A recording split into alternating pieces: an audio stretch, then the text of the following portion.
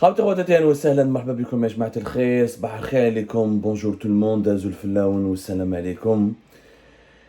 Nous sommes le 2 septembre 2023 et l'heure elle est grave, l'heure est très très très grave. Je vous assure que je ne dors plus la nuit. Wallah, marani nirqod. Maranish nirqod, je ne dors plus la nuit parce que des partis malveillants, des gens mal intentionnés, des lobbies malveillants, mal intentionnés, diaboliques, font tout et manipulent, sèment de la désinformation, cultivent la zizanie, ils veulent à tout prix pousser l'Algérie, le Maroc. سمحوا لي مرضونا يا جماعة صراحة مرضونا وسمحوا لنا لا غريب دارت فينا حالة. Le moral est à plat, la situation est très grave. Je vous dis qu'il y a des partis mal intentionnés, des lobbies malveillants sont en train de tout faire, d'orchestrer un lobbying et des manipulations outrancières, diaboliques et machiavéliques pour pousser l'Algérie et le Maroc dans une impasse qui les aboutira à une guerre, à une confrontation militaire. L'affaire des jet skieurs n'est pas un fait divers. Hier, vous avez été très nombreux et nombreux à réagir à notre émission. Et beaucoup d'entre vous nous ont posé des questions, d'autres nous ont critiqués, d'autres nous ont salués, d'autres nous ont félicités, d'autres nous ont insultés. Comme toujours, la magie des réseaux sociaux, elle est ainsi faite. C'est un mélange d'émotions intenses, à la fois négatives et positives. Maintenant, soyons justes, rigoureux, objectifs, analysons les faits, rien que les faits, et tirons les conclusions nécessaires. Les gens, certains Algériens et Algériens, m'ont accusé d'être pro-marocain. Ils m'ont dit pourquoi tu as intitulé ton émission Le crime de trop, alors qu'on n'a pas encore la confirmation officielle, ni définitive, ni les preuves matérielles qui accablent ou qui inculpent les gardes-côtes algériens qui appartiennent encore une fois ou qui relèvent de la marine algérienne et donc du commandement militaire du pays. La remarque, elle est revenue sur toutes les lèvres de mes détracteurs. Encore une fois, quand je parlais de crimes de trop, je parlais à l'ensemble des incidents, à l'ensemble des dérapages, des dérives et des crimes qui pourraient basculer les relations algéro-marocaines des deux côtés vers une radicalité qui mènerait vers un scénario irréversible, irréparable à celle d'une guerre. Je parle des crimes et des dérapages, et je parlais des crimes et des dérapages et des dérives qui sont commises dans les deux pays, à la fois par des Marocains contre les Algériens, ou la part des Algériens contre les Marocains. Et j'ai commencé depuis l'histoire du Sahara occidental et des camionneurs, Warawah. Sauf que cette fois-ci, l'affaire des jet skieurs, il s'agit de franco-marocains. Donc, on implique la France dans ce problème-là. La France, elle est impliquée de facto parce qu'il y a 2 ressortissants français qui sont touchés par ce drame. Un ressortissant français qui a été tué, un autre ressortissant français qui a été placé en détention. Le ministère français des Affaires étrangères a confirmé d'ailleurs la mort d'un de ses ressortissants, d'un ressortissant français, et l'arrestation et l'incarcération d'un deuxième ressortissant. Les 2 autres personnes qui sont touchées par ce drame, le deuxième personne qui a été tuée est un Marocain de 40 ans. Il y a un survivant qui est aussi son frère et qui réside apparemment en France, mais qui n'a pas la nationalité française. Où là, qui serait le survivant serait peut-être probablement franco-marocain, mais celui qui est mort, il y a un Marocain, un franco-marocain et un franco-marocain qui a été en prison. Ça, c'est la confirmation du ministère des Affaires étrangères. Et je m'appelle, on est des journalistes. Nous analysons les faits. Jusqu'à maintenant, ce que je ne comprends pas, ce qui me fait peur, ce qui m'inquiète, ce qui me terrifie, c'est le silence des autorités algériennes. Le silence insupportable, immoral des autorités algériennes. Quand on n'a rien à se faire reprocher, on s'explique, on s'exprime. Si réellement les gardes-côtes algériens n'ont pas tiré, n'ont pas assassiné ces jeunes, ou là ces individus pacifiques et désarmés, si le récit tel qu'il nous a été communiqué, raconté pour le moment par des sources marocaines et en deuxième lieu par des sources françaises, sauf que le ministère des Affaires étrangères français pour le moment n'a donné aucune information sur les circonstances de la mort. Le ministère des Affaires étrangères français, pour le moment, il a confirmé la mort d'un de ses ressortissants et l'arrestation d'un deuxième, Mais il n'a pas expliqué ni reconnu de quoi il s'agit. Parce que le citoyen français qui a été tué, c'est Bilal Kissi, un Français de 29 ans. Son frère, Mohamed Kissi, c'est lui qui témoigne, qu'on a vu sur l'ensemble des médias marocains, y compris maintenant sur certains médias français. Il a été approché par les médias français. Mohamed Kissi, Hadou, c'est des franco-marocains. Donc ils ont les doubles nationalités. La deuxième personne qui est morte, apparemment, il s'agit d'un Marocain tout court, qui est Abdelali Mchour. Ou le troisième qui a été emprisonné, un certain Smaïl Snabi, si je n'ai pas écorché son nom, lui, il est emprisonné. Donc, pour le moment, du côté français, il n'y a pas de détails, il n'y a pas de description factuelle, en tout cas sur les circonstances du drame. Pour le moment, le récit de cet événement, effectivement, ne provient que du Maroc. Faut-il pour autant remettre en cause ce récit parce qu'il a été juste communiqué ou l'a raconté par des sources marocaines? Bien sûr que non. Bien sûr que non, parce qu'on parle de mort, on parle de vie humaine, on parle d'un drame, on parle d'un assassinat. Si l'Algérie n'a rien à se reprocher, si les gardes-côtes algériens n'ont rien à se reprocher, pourquoi le ministère de la Défense nationale ne fait pas de communiqué? Pourquoi il n'y a pas de conférence de presse? La France a confirmé l'arrestation et le placement en détention d'un de ses ressortissants, qui est le troisième jet skieur. Donc, le drame, il est confirmé. La France le confirme. Il n'y a pas que le Maroc qui le confirme. La France ne parle pas de bavure, ne parle pas d'assassinat, mais elle parle d'un mort. Il est mort dans quelles circonstances? Là où je me fais, encore une fois, les autorités algériennes راهم ساكتين. Parce que j'ai vu du côté algérien où certains nationalistes ou certains individus au nationalisme idiot et exacerbé, ou les marocophobes, parce que malheureusement il y a beaucoup de marocophobes en ce moment en Algérie. La marocophobie est devenue une maladie. Depuis la rupture des relations diplomatiques, depuis les problèmes politiques depuis l'aggravation des malentendus politiques entre les deux pays, le régime algérien, malheureusement, a réussi à endoctriner une partie de notre population, surtout l'élite, surtout une partie de l'élite médiatique, politique et économique. Il y a une certaine partie de l'élite algérienne qui a développé un sentiment, une marocophobie maladive. Je crois au moindre problème, c'est à cause du Maroc. Ils épousent les thèses du régime algérien, ils reproduisent sa campagne, sa propagande, ils sont même devenus l'un des relais de la haine anti-marocaine. Ça existe des journalistes, des entrepreneurs, des militaires, des hommes d'affaires, des fonctionnaires. On les trouve un peu partout, les marocophobes maintenant en Algérie. Qu'est-ce qu'ils disaient à Abdelbalah, ces marocophobes? Pour nous critiquer, pour nous insulter. Galek, non, c'est pas vrai. Balak, c'est un coup monté. Balak, ce n'est même pas vrai. Balak, c'est un scénario écrit, préétabli, juste pour attaquer l'Algérie. Ils ont développé d'abord la théorie du complot. Ok, dans ce cas-là, s'il s'agit d'un complot, pourquoi le ministère de la Défense nationale ne s'exprime pas? Pourquoi le commandement des gardes-côtes algériens, Yajma'a, ne s'exprime pas, ne s'explique pas, il ne donne pas sa véritable version des faits? Pourquoi? Fahmouna. Et Fahmouna, Yajma'a. Parce qu'aujourd'hui, cette affaire, qui a commencé dans les médias marocains, est devenue une affaire française, parce qu'il y a des ressortissants français qui ont été assassinés, et maintenant c'est devenu une affaire internationale. Fox News en parle, CNN, Al Jazeera, tous les médias internationaux parlent de ce drame. Et l'Algérie est pointue du doigt. Et dans tous les récits, dans tous les contenus médiatiques, c'est les gardes-côtes algériens qui sont accusés d'avoir tué, d'avoir assassiné, d'avoir provoqué la mort brutale de vacanciers totalement désarmés.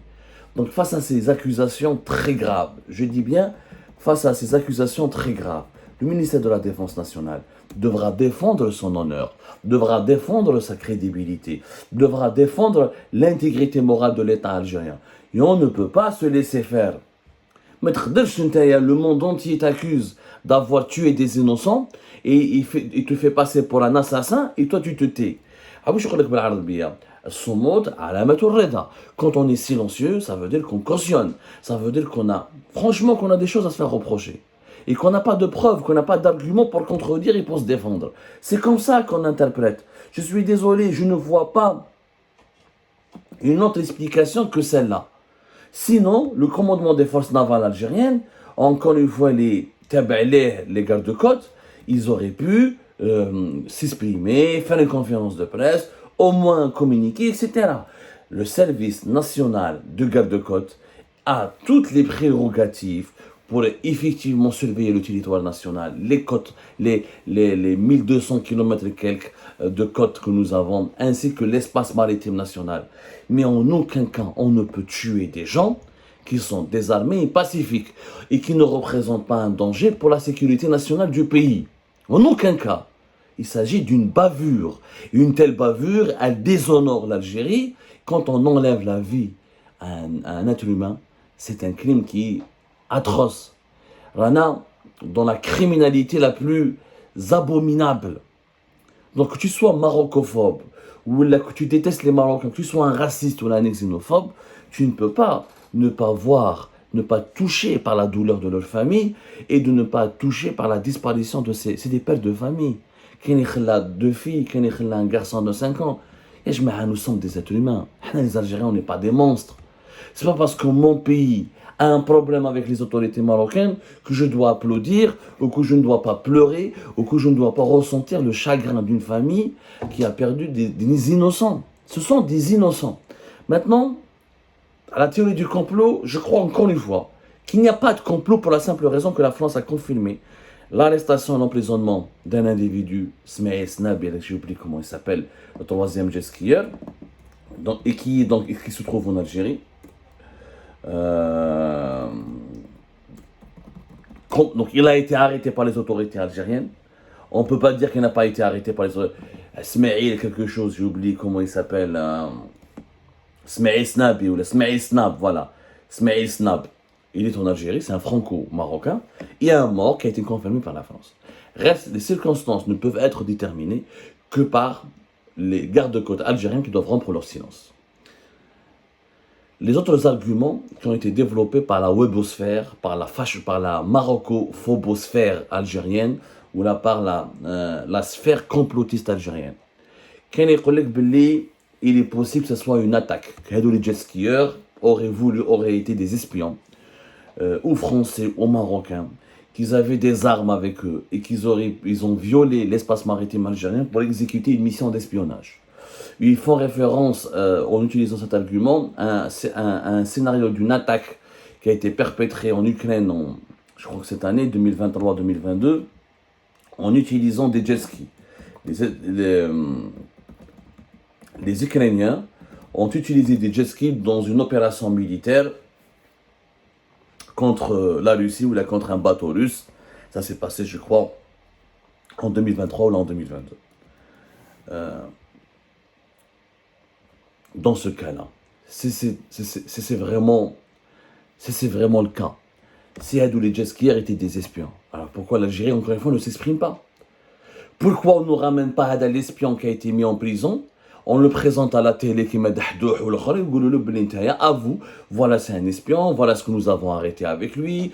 Les Iraniens par exemple, lorsqu'ils arrêtent des espions sur leur territoire, des espions qui travaillent pour les Israéliens ou pour notre puissance étrangère, les Américains ou là, ils font des vidéos, il y a un exercice de transparence, il y a une communication qui est ouverte, que nous avons arrêté tel espion, voilà ce qu'il avait comme arme, voilà ce qu'il avait sur lui, voilà les caméras, voilà les outils d'espionnage entre guillemets. Encore une fois, c'est l'Algérie est innocente et elle est dans son droit, encore une fois, de défendre son intégrité territoriale et sa sécurité nationale. Si ces jet skieurs étaient des espions, l'Algérie ne devrait pas rester silencieuse. On a les dirigeants algériens, mais les dirigeants algériens avaient des arguments solides et irréfutables, on aurait assisté à une propagande massive en Algérie. Les télévisions, ils auraient repris, ils auraient été mobilisés, les réseaux sociaux mobilisés, les communiqués de presse, les conférences de presse. Si réellement ces jet skieurs marocains étaient des espions ou des criminels dangereux, l'Algérie, elle en aurait fait une affaire d'État pour épingler, pour accabler, pour diaboliser encore davantage le Maroc. Ce n'est pas le cas, personne ne s'exprime en Algérie. Pourquoi? Parce qu'ils sont gênés, parce qu'ils n'ont pas d'arguments, parce qu'ils n'ont pas de preuves. Un espion...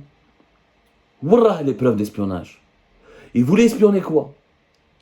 Ils avaient quoi sur eux? D'autres théories circulent, les Goulekado c'était trafiquants de drogue, ils avaient de la drogue, de la cocaïne. Effectivement, il y a certains réseaux de trafic de drogue qui utilisent des jet skis entre le Maroc et l'Espagne, ou là entre l'Algérie, le Maroc, mais c'était avant la rupture des relations diplomatiques, parce que depuis 2021, les frontières entre l'Algérie et le Maroc maintenant sont militarisées, et même les trafiquants les plus puissants ont du mal à contourner les mesures drastiques de surveillance des frontières algéro-marocaines, y compris durant l'espace en haute mer. Ça sera très compliqué. Partons du principe qu'ils auraient été peut-être potentiellement des trafiquants. Où sont les preuves? Il y a eu un jet ski qui a été saisi, puisque Hadasmaïl Snab qui a été impliqué en prison, le franco-marocain, ils l'ont arrêté, ils ont certainement récupéré aussi son jet ski, celui qui a été arrêté. Alors, s'il y avait de la cocaïne sur le jet ski, pourquoi l'Algérie ne communique pas? Pourquoi elle ne publie pas des photos? Pourquoi elle ne publie pas des documents? Pourquoi elle ne fait pas une conférence de presse où elle nous montre cette drogue qui a été saisie? C'est vraiment, il y a eu des saisies de drogue. Wallah, la drogue qui a été saisie. Wallah, il y a de la cocaïne. Wallah, il y a de l'héroïne. Wallah, il y a du cannabis. C'est une opération anti-drogue. Il y a des preuves. Il y a des saisies. Nous sommes le 3e jour. Silence radio du côté algérien. Pourquoi? Parce qu'encore une fois, ils n'ont rien à donner au monde. Ils n'ont pas de quoi se défendre. Et quoi qu'il en soit, qu'ils soient des trafiquants de drogue ou des trafiquants de migrants, on ne tire pas sur des gens comme ça, en haute mer, on les interpelle, on les arrête. L'Algérie a investi massivement dans sa marine, dans ses forces navales. Et les gardes-côtes algériens sont équipés de Zodiac hyper développés. Il y a une très rapide. Où chef un Zodiac ne peut pas être un jet ski ne peut pas être plus rapide qu'un Zodiac. Ou les jet skieurs ils affirment qu'ils manquaient d'essence. Donc, ils n'auraient pas pu fuir très loin. Donc, les gardes-côtes algériens, ils auraient pu les interpeller, les arrêter. Pourquoi les tuer? Pourquoi les tuer? S'ils étaient des trafiquants d'armes ou de drogue, pourquoi les tuer? Il fallait les arrêter, les présenter à la justice, les présenter aux médias et accuser les autorités. Voilà, et dire que voilà, les Marocains font du trafic, etc. Et ça aurait pu servir les objectifs propagandistes, parce qu'en Algérie, on cherche le moindre indice, la moindre information, le moindre fait divers pour le transformer en une attaque médiatique contre le Maroc. Donc, le fait qu'ils aient été liquidés, assassinés, il y a anguille sous roche. Anguille sous roche, pourquoi? C'est une bavure. Pourquoi la thèse de la bavure, pour moi, c'est la plus plausible? Parce que les gardes-côtes algériens ne sont pas leur première bavure. Ça s'est déjà passé par le passé. Du côté de la Tunisie, fin janvier 2019. Fin janvier 2019. Et le 1er février de fin janvier 2019, un capitaine, un pêcheur tunisien, du nom de Maher Belmoungi Breki, dans la région de Taberka, a été tué dans son bateau par des tirs des gardes-côtes algériens, dans les eaux territoriales tunisiennes. Fitaberka. Les gardes-côtes algériens, ils se sont trompés, ils ont vu un bateau de pêche tunisien, ils ont pensé que ce bateau de pêche tunisien avait violé l'espace maritime algérien, ils l'ont assimilé, ou là ils ont pensé que c'était un bateau de trafic, parce qu'il y a des pêcheurs, encore une fois, il y a des réseaux de drogue, il y a des passeurs, il y a des réseaux d'immigration qui sont destinés au trafic de drogue, au trafic d'armes, qui utilisent des bateaux de pêche, des fois, pour passer inaperçu. Sauf qu'en fin janvier 2019, allez voir toute la presse tunisienne. Elle en a parlé, même la presse algérienne, elle avait évoqué ce drame à l'époque. Le capitaine du bateau de pêche tunisien, Maher Belmoungi Breki, a été tué par les gardes-côtes algériens en Tunisie, sur les eaux territoriales tunisiennes. Le 1er février 2019, la Tunisie avait convoqué l'ambassade d'Algérie. À l'époque, c'était Hadjar, le fameux Abdelkader Hadjar, l'un des plus anciens et les plus vieux ambassadeurs d'Algérie dans l'histoire. Et la Tunisie avait protesté officiellement. Et elle avait exprimé sa colère. Et les Tunisiens, les pêcheurs tunisiens ont manifesté à Taberka. Ils ont exprimé leur colère. C'était un pêcheur qui était âgé de 33 ans. Est-ce que l'Algérie a des problèmes politiques avec la Tunisie? Non. Est-ce que l'Algérie était en guerre ou est menacée d'une guerre avec la Tunisie? Non. Officiellement, les relations sont fraternelles. La Tunisie est même pratiquement sous influence et sous domination totale de l'Algérie. Et pourtant, ça n'a pas empêché les gardes-côtes algériens de tuer un pêcheur tunisien fin janvier 2019 parce qu'il s'agissait d'une bavure. Ils l'ont pris pour un trafiquant ou là pour un passeur de migrants clandestins. En tout cas, ça s'est passé le 31 janvier 2019. Une bavure. قتله. Avec ce drame avec les Tunisiens, pourquoi nous n'avons pas dit que non, la Tunisie, ils ont voulu attaquer l'Algérie, c'est les Alliés, ou là c'est les Israéliens qui ont utilisé ce bateau de pêche, ou là il y avait des migrants, là il y avait des armes, il y avait de la drogue. Aucune justification n'était possible. Les Tunisiens ont fait leur enquête à l'époque. Ce pêcheur tunisien assassiné par les gardes-côtes algériens n'avait strictement rien à voir. C'était un innocent. D'ailleurs, l'Union régionale de l'agriculture et de la pêche à Djendouba, en Tunisie, avait demandé une enquête. C'est un syndicat de pêcheurs, avait demandé une enquête. Il avait été scandalisé. Il avait dénoncé un meurtre, un assassinat, tout simplement orchestré par les gardes-côtes algériens. Les gardes-côtes algériens, malheureusement, l'État algérien leur a donné beaucoup d'armes, des armes sophistiquées, des frégates, des bateaux, des hélicoptères, des Zodiacs très rapides, des engins vraiment assez sophistiqués. L'Algérie, depuis 2016, elle a beaucoup investi dans le renforcement de ses capacités de défense maritime pour la lutte contre le terrorisme et pour se préparer à un scénario d'agression. C'est bien que l'Algérie, d'ailleurs nous avons l'une des marines en ce moment, les plus modernes et les plus développées du bassin méditerranéen. C'est bien, c'est à l'honneur du pays. Mais malheureusement, les gardes-côtes ne sont pas formés, ne sont pas suffisamment outillés. Il y a eu trop de bavures. Avec le pêcheur tunisien fin janvier 2019, vous avez en 2022, mai 2022 et juillet 2022, des gardes-côtes algériens qui tirent sur les haragas algériens. Chefna fait mai 2022 à Oran, du côté d'Oran, au large d'Oran, comment un Zodiac des gardes-côtes algériens a traqué une embarcation de haragas algériens. Il a tiré sur eux à bout portant, il y a eu des morts. Et c'était tragique. Allez voir, fin juillet 2022, c'était la même chose. Des gardes-côtes algériens qui tirent qui font usage de leurs armes contre des haragas avec des balles réelles. C'est des citoyens algériens qui ont été assassinés. Est-ce que les haragas étaient des trafiquants d'armes, des terroristes? Est-ce qu'ils étaient des espions étrangers? Non, c'était des simples haragas. Nous n'avons pas le droit de cautionner un crime, quel que soit ces circonstances. En aucun cas, on ne peut tuer un être humain gratuitement. Qu'il soit marocain, qu'il soit tunisien, ou là qu'il soit un haraga algérien. C'est un crime abominable. Et quand je vois les complotistes, et quand je vois les gens qui essaient de justifier dans mon pays ce crime, je suis dégoûté et je vous dis honte à vous. Honte à vous. Ma tahashmouch. Wallah, ma tahashmou. Ya ajabat rabbi. Pourquoi ne...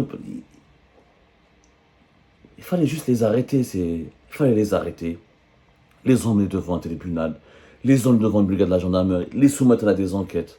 Si vraiment ils étaient des gens dangereux, mais les tuer pour un délai de fuite, ils ont été menacés.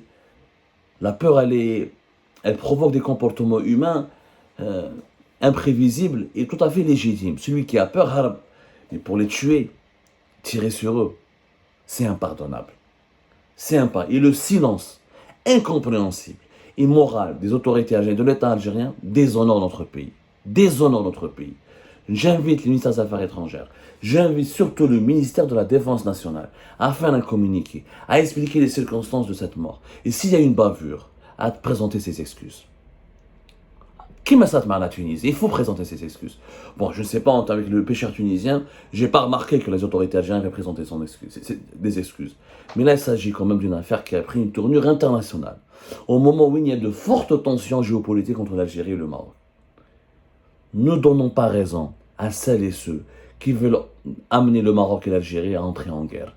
Ne donnons pas du grain à moudre pour celles et ceux qui veulent semer la haine, ou là qui veulent transformer la haine qui existe entre les deux pays en une force de guerre, ou là en un foudre de guerre. Faisons très attention à ce qui se passe. C'est tout. Ça va nous... On doit présenter les excuses. Ça va nous faire grandir. Et il ne faut pas mélanger les affaires. Les camionneurs du Sahara occidental. Les camionneurs du Sahara occidental, c'est un autre cas. Ça s'est passé sur un territoire où il y avait un conflit. C'est ça l'occidental. Les Nations Unies, encore une fois, ils ont fait un rapport. Oui, la mission la MINURSO, la mission de surveillance dépêchée par les Nations Unies pour surveiller l'accord de paix, pour l'organisation d'un référendum au Sahara occidental et pour surveiller la situation pour garantir la paix au Sahara occidental, s'est rendu sur le site où les camionneurs algériens auraient été assassinés et ils n'ont pas trouvé de preuves qui démontrent l'implication d'un drone ou de l'armée marocaine. Il n'y a pas eu de preuves. Il y a pas, alors là que nous avons des témoignages. Là, nous avons un survivant qui témoigne. Là, nous avons vu un corps. Après, oui, il y a des incohérences dans le récit. Est-ce qu'ils étaient 4? Est-ce qu'ils étaient 5? Pourquoi dans le corps qui a été retrouvé par un pêcheur, il n'y a pas eu d'impact de balle, alors qu'on sait que les gardes-côtes algériens tirent avec des armes puissantes? Oui, il y a des incohérences. Il peut y avoir des contradictions. Il peut y avoir des interrogations sur le récit tel qu'il est, que le récit de cette affaire. Mais ça n'enlève pas à l'obligation, ça ne justifie pas leur mort. Ça ne peut en aucun cas justifier encore une fois leur mort. Et ça n'enlève pas l'obligation tout à fait impérative pour que les autorités algériennes doivent absolument respecter, c'est l'obligation de s'exprimer, de faire preuve de transparence et de donner des preuves et des explications et des éclaircissements sur les circonstances de ce drame. Quoi qu'il arrive, il fallait pas les tuer. On ne tue pas gratuitement. On ne tue pas avec une telle facilité. Nul n'est autorisé.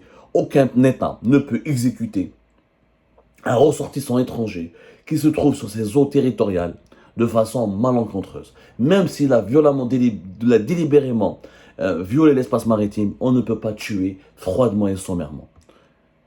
Surtout si c'était un individu qui est désarmé et pacifique.